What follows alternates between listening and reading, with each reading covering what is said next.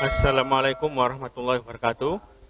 Selamat datang di video pembelajaran online SMK Wali Songo II Gempol. Perkenalkan, nama saya Bapak Said.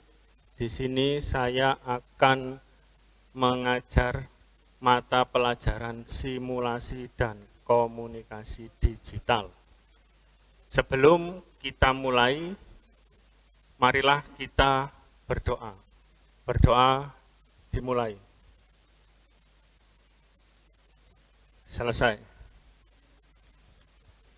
Selanjutnya kita akan masuk ke materi simulasi dan komunikasi digital, yaitu pada materi logika dan algoritma mind map. Baiklah, kita sekarang memasuki materi logika. Pengertian logika adalah ilmu yang memberikan prinsip-prinsip yang harus diikuti agar dapat berpikir valid menurut aturan yang berlaku. Selanjutnya, manfaat mempelajari logika. Yang pertama, dapat berpikir secara urut dan sistematis. Yang kedua, dapat berpikir cermat, objektif, dan efektif dalam berkomunikasi. Dan yang terakhir, membuat daya pikir lebih tajam. Selanjutnya, fungsi logika, yaitu sebagai alat untuk menarik kesimpulan dari suatu permasalahan. Algoritma. Pengertian algoritma adalah urutan penyelesaian masalah yang disusun secara sistematis dengan menggunakan bahasa yang logis untuk memecahkan permasalahan yang terjadi. Selanjutnya, ciri, sifat, dan kriteria algoritma. Ciri-ciri algoritma ada 5. Yang pertama, fitness, keterbatasan. Yang kedua, definiteness, kepastian. Yang ketiga, input atau masukan. Yang keempat, output atau keluaran. Yang kelima, effectiveness atau aktivitas. Sifat-sifat algoritma dibagi menjadi 4. Yang pertama, tidak menggunakan sintak atau simbol dari suatu bahasa pemrograman tertentu. Yang kedua, tidak tergantung pada suatu bahasa pemrograman tertentu. Yang ketiga, notasi-notasinya dapat digunakan untuk semua bahasa pemrograman. Dan yang keempat, berguna untuk mempresentasikan suatu urutan kejadian secara logis. Proses algoritma dibagi menjadi 4. Kriteria proses algoritma yang pertama, setiap step atau langkah harus jelas dan pasti.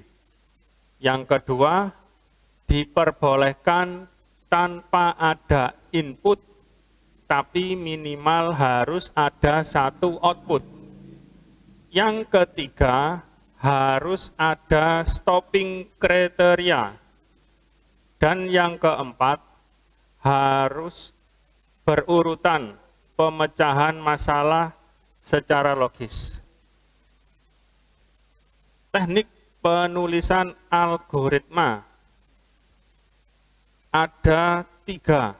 Yang pertama, bahasa natural atau alami, atau bahasa yang mudah dipahami. Yang kedua, pseudocode atau kode semu, atau yang menyerupai kode program sebenarnya. Dan yang terakhir, flowchart, yaitu simbol-simbol yang menjadi standar pada dunia komputer. Sistem flowchart adalah gambar urutan operasi proses data. Berikut simbol-simbol flowchart. Yang pertama, simbol card. Sumber data berasal dari kartu data. Yang kedua, punch step, menunjukkan mesin pembolong pita. Yang ketiga, storage data. Media penyimpanan dapat berupa hard disk. Yang keempat, sequential access storage. Media penyimpanan data berupa pita yang dibaca berurut. Yang kelima, magnetic disk. Media penyimpanan data seperti floppy disk atau disket. Yang keenam, direct access storage. Media penyimpanan data yang dapat dibaca atau disimpan secara acak. Yang ketujuh, display. Media untuk melihat hasil proses di layar atau monitor. Yang kedelapan, dokumen, menunjukkan data akan dicetak di atas kertas melalui mesin printer. Selanjutnya, program flowchart adalah suatu bagian dengan simbol tertentu yang menggambarkan urutan proses dengan proses lainnya dalam satu program. Berikut simbol-simbol program flowchart. Yang pertama, simbol terminator, menunjukkan awal dan akhir dari suatu alur program flowchart. Yang kedua, proses, menunjukkan proses seperti perhitungan aritmatika, penulisan suatu formula. Yang ketiga, read or write, menunjukkan sumber data yang akan diproses atau menunjukkan data yang akan dicetak. Yang keempat, simbol decision, menunjukkan suatu proses evaluasi atau pemeriksaan terhadap nilai dengan operator relasi. Yang kelima, simbol subprogram, menunjukkan subprogram yang akan diproses dapat berubah prosedur atau function. Yang keenam, simbol konektor, menunjukkan tanda sambungan dari suatu flowchart pada suatu halaman kertas. Yang ketujuh, off-page connector, menunjukkan tanda sambungan dari suatu flowchart untuk halaman kertas yang berbeda. Dan yang terakhir, simbol preparation, menunjukkan deklarasi atau pemesanan variabel atau konstanta. Selanjutnya, mind map. Mind map adalah cara mencatat yang kreatif dan efektif dengan menggunakan garis lengkung, simbol, kata, dan gambar yang menstimulasi secara visual dibandingkan metode pencatatan yang cenderung kaku dan satu warna. Berikutnya, perbedaan catatan biasa dengan mind map. Yang pertama, catatan biasa hanya berupa tulisan. jika metode mind map berupa tulisan, simbol, dan gambar. Yang kedua, hanya dalam satu warna. Untuk metode mind map bisa bermacam warna. Yang ketiga, pada catatan biasa untuk mereview ulang memerlukan waktu yang lama. Dengan metode mind map untuk mereview ulang diperlukan waktu yang singkat.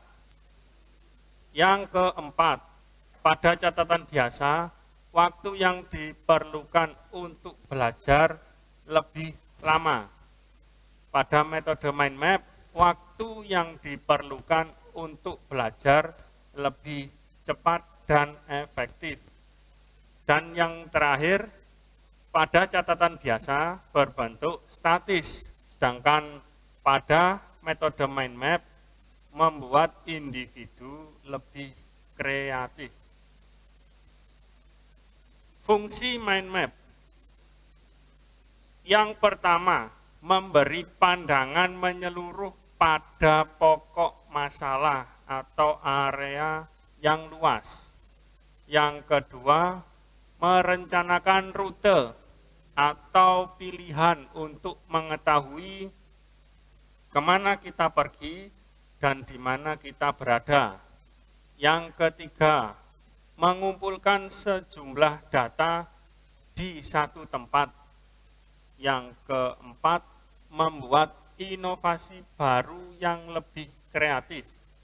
Dan yang terakhir, menyenangkan untuk dilihat, dibaca, dicerna, dan diingat. Untuk materi-materi dan tugas dapat diakses melalui situs www.elingo.smkwalisongo2gempol.sch.id. Sekian presentasi dari saya. Assalamualaikum warahmatullahi wabarakatuh.